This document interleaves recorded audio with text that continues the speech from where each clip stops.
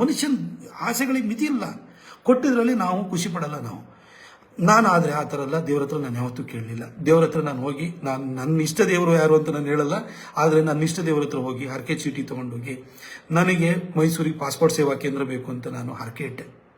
ಅನಂತಕುಮಾರ್ ಸಾಹೇಬ್ರ ಹತ್ರ ಹೋಗಿ ಸುಷ್ಮಾ ಸ್ವರಾಜ್ ಅವ್ರ ಹತ್ರ ನಾನು ಹೇಳಿಸ್ತೆ ನನಗೆ ಪಾಸ್ಪೋರ್ಟ್ ಸೇವಾ ಕೇಂದ್ರ ಬೇಕೇ ಬೇಕು ಅಂತ ಹೇಳ್ಬಿಟ್ಟು.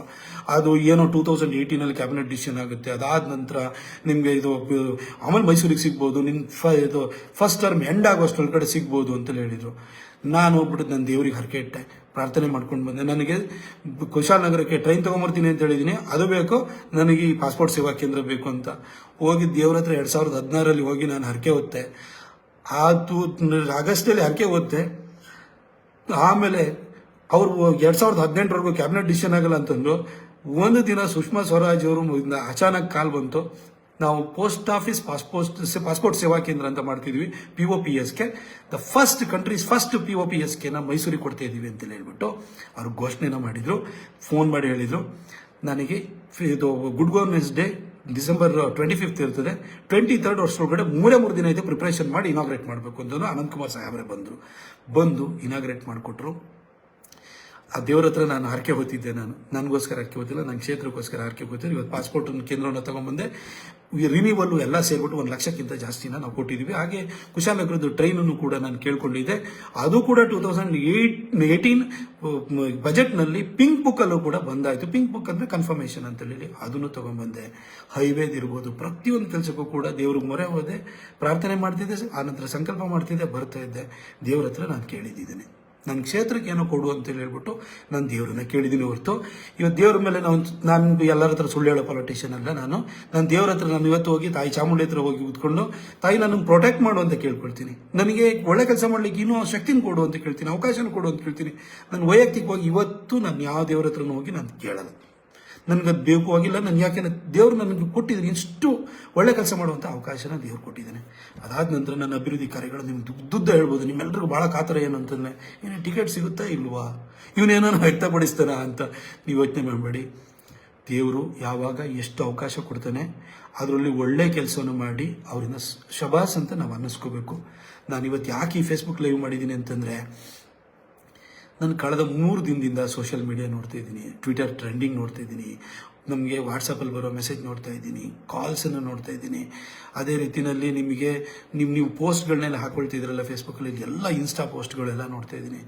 ನಿಜ ಹೇಳ್ತೀನಿ, I am thankful to my god Narendra Modiji. ನನಗೆ ಇವತ್ತು ಇಷ್ಟು ಅವಕಾಶನ ಅವ್ರ ಹೆಸರಿನಲ್ಲಿ ಗೆದ್ಕೊಂಡ್ಬಂದಿದ್ದೀನಿ.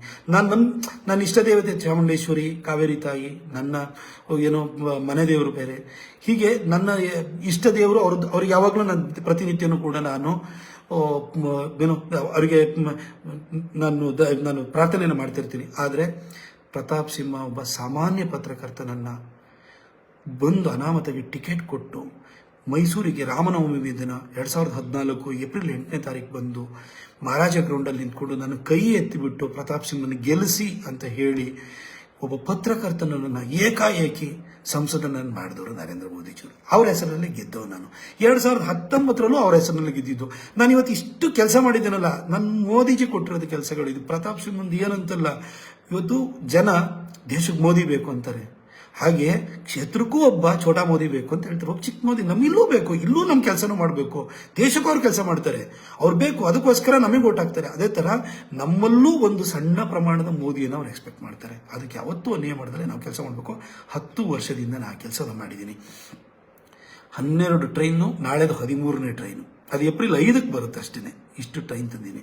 2014ಕ್ಕಿಂತ ಮೊದಲು 10 ವರ್ಷ ಹೋಗಿ 2004ರಿಂದ 2014ವರೆಗೂ ಎಷ್ಟು ಟ್ರೈನ್ ಬಂದಿದೆ ಅಂತ ನೋಡಿ. ಒಂದು ಟ್ರೈನ್ ಇದ್ರೆ ಹೇಳ್ಬಿಡಿ ನೋಡೋಣ. ನಾನು ನಿಮಗೆ ಇನ್ನೂ ಒಂದು ಉದಾಹರಣೆ ಹೇಳಬೇಕು, ಜನ ಎಷ್ಟು ನನ್ನ ಪ್ರೀತಿಸ್ತಾರೆ ಅನ್ನೋದಕ್ಕೆ. 1989ರಿಂದ 2019ವರೆಗೂ 30 ವರ್ಷಗಳಲ್ಲಿ ಮೈಸೂರಿನಲ್ಲಿ ಯಾವ ವ್ಯಕ್ತಿನೂ ಕೂಡ ರಿಪೀಟ್ ಮಾಡಿಲ್ಲ. ಎಲ್ಲರೂ ಇನ್ಕ್ಲೂಡಿಂಗ್ ಮಹಾರಾಜರನ್ನ, ಶ್ರೀಕಂಠದತ್ತ ನರಸಿಂಹರಾಜ ಒಡೆಯರ್ನೂ ಕೂಡ ಜನ ಸೋಲಿಸಿದ್ದಾರೆ. 91 ಸೋಲಿಸಿದ್ರು. ಅವಾಗೇನೋ ಸಿಂಬಲ್ ಮಿಸ್ಟೇಕ್ ಆಗಿ ಸೋಲ್ಸ್ಬಿಟ್ಟಿದ್ದಾರೆ ಅಂತ ಅಂದ್ರೂ ಕೂಡ 2004ರಲ್ಲಿ ಮಹಾರಾಜರನ್ನ 3ನೇ ಪ್ಲೇಸಿಗೆ ಕಳಿಸ್ಬಿಟ್ರು ಜನ. ಇವತ್ತೇನು ಅಂತಂದರೆ ಅವ್ರ ಮನೆ ಬಾಗಿಲುಕಾಯೋರು ಬೇಕು. ಜನ ಹೋಗಿ ಬೇರೆಯವ್ರ ಮನೆ ಬಾಗಿಲು ಕಾಯಬಾರ್ದು. ನಾನು ನನ್ನನ್ನು 2014ರಲ್ಲಿ ಗೆಲ್ಸಾದ ನಂತರ ನನ್ನ ಸಿಟ್ಟು ಸೆಡವುಗಳ ಆಚೆಗೂ ಕೂಡ ನಾನು ಯಾವಾಗಲೂ ಕೂಡ ಜನ ಬಂದು ಸಾರ್ ನಮಸ್ಕಾರ ಸಾರ್ ಸಾಹೇಬ್ರೇ ಅಂತನೋರು. ನಾನು ಯಾವಾಗಲೂ ಕೂಡ ಸಾರ್ ಬೇಕಾದ್ರೆ ಹೇಳಿ, ಕೈ ಮುಗಿಯಕ್ಕೆ ಬರಬೇಡಿ, ಕಾಲಿಗೆ ನಮಸ್ಕಾರ ಮಾಡಕ್ಕೆ ಬರಬೇಡಿ ಅಂತ ಹೇಳ್ತೀನಿ. ಯಾಕೆಂದರೆ ಚುನಾವಣೆ ಬಂದರೆ ಅವ್ವ ಅಕ್ಕ ಓಟಕ್ಕವ್ವ ಒಂದಿದು ತಾವರೆ ಹೋಗಿ ಓಟಕ್ಕವ್ವ ಅಂತ ನಾವೇ ಹೇಳ್ತೀವಿ. ನಾವು ಅವ್ರ ಹತ್ರ ಕೈ ಮುಗಿತೀವಿ. ನೀವು ನಮ್ಮನ್ನು ಗೆಲ್ಲಿಸಿ ನಿಮ್ಮ ಮನೆ ಬಾಗಿಲಿ ನಾನು ಕೈ ಮುಕ್ಕೊಂಡು ಬಂದಿರ್ತೀನಿ. ನನ್ನನ್ನು ನೀವು ಗೆಲ್ಸಾದ್ಮೇಲೆ ನೀವು ನನ್ನನ್ನು ಸಾಹೇಬ್ರೆ ಅಂತ ಯಾಕೆ ಕೈ ಮುಗಿತೀರಿ? ನಿಮ್ಮ ಹಕ್ಕು ನೀವು ಕೇಳಿ. ಆದರೆ ತುಂಬ ದೊಡ್ಡ ಕಥೆನ ಹೇಳಕ್ಕೆ ಹೋಗಬೇಡಿ. ಕೆಲಸ ಏನೇನು ಹೇಳ್ತೋ ನೀವೆಷ್ಟೇ ಹೇಳಿದ್ರು ಕೂಡ ಇಂಥವ್ರಿಗೆ ಫೋನ್ ಮಾಡಬೇಕಲ್ವಾ, ನಿಮ್ಮ ಇಂಥ ಕೆಲಸ ಆಗಬೇಕಲ್ಲ, ನೇರವಾಗಿ ಹೇಳಿ. ಆಗ ನನ್ನ ಟೈಮು ಸೇವ್ ಆಗುತ್ತೆ, ನಾನು ಇಮಿಡಿಯೇಟಾಗಿ ನಿಮ್ಗೆ ಮಾಡ್ತೀನಿ. ನನಗೆ ಪೇಷನ್ಸ್ ಸ್ವಲ್ಪ ಕಮ್ಮಿ, ದಯವಿಟ್ಟು ಹಿಂಗೆ ಮಾಡಿದ್ದೀನಿ, ಅಳಬೇಡಿ ಅಂತ ನಾನು ಯಾವಾಗಲೂ ಹೇಳ್ತೀನಿ. ನಾನು ಹೇಳ್ತೀನಿ ನನ್ನ ಮಗಳನ್ನೂ ಕೂಡ ನಾನು ಅಳೋದನ್ನು ಸಹಿಸಲ್ಲ, ನನ್ನ ಮಗಳಿಗೂ ಪೆಟ್ಕೊಡ್ತೀನಿ ಹತ್ರ. ಅದೇ ಈ ಥರ ನೀವು ಅಳಬೇಡಿ, ಯಾಕಂದರೆ ನಾನು ಕಷ್ಟದಿಂದ ಬಂದಿರೋನು. ನನ್ನ ತಾಯಿ ಹೋಟ್ಲಿಗೆ ಹಾಲು ಕರ್ಕೊಂಡು ನನ್ನ ತಮ್ಮಂದಿರು ಹಾಕೋರು, ನಾನು ರಜೆನಲ್ಲಿ ನಾನು ಹೋಟ್ಲಿಗೆ ಹಾಲು ಹಾಕಿದ್ದೀನಿ, ದನ ಕಾಯ್ದಿದ್ದೀನಿ, ಅಲ್ಲಿಂದ ಬಂದರು. ನೀವು ನನಗೆ ಕಷ್ಟನ ನೀವು ಕಣ್ಣೀರಿನ ಮುಖಾಂತರವಾಗಿ ಹಾವಭಾವಗಳ ಮುಖಾಂತರ ವ್ಯಕ್ತ ಮಾಡೋ ಅಗತ್ಯನೇ ಇಲ್ಲ. ನಾನು ಕಷ್ಟದ ಜೊತೆನೇ ಬದುಕಿರೋನು. ಹಾಗಾಗಿ ನೀವು ಹೇಳಬೇಡಿ, ನೀವು ವಿಚಾರ ಹೇಳಿ ಸಾಕಷ್ಟು. ಜಿ ಕನ್ನಡ ನ್ಯೂಸ್ ಈಗ ನಿಮ್ಮ ಮನೆಯಲ್ಲೇ ನೋಡಿ. ಎಲ್ಲ ಕೇಬಲ್ಗಳಲ್ಲಿ ಈಗ ಲಭ್ಯ. Sun Direct 292, Jio TV 1334, U digital 162, city cable 51, GTPL 17, Abhishek cables 821, rock line telecommunication 51, Shri Basaveshwara number 60, Vinayaka digital number 53, in digital number 896ರಲ್ಲಿ. ನಿಮ್ಮಿಷ್ಟದ ಜಿ ಕನ್ನಡ ನ್ಯೂಸ್ ನೋಡಿ ಆನಂದಿಸಿ.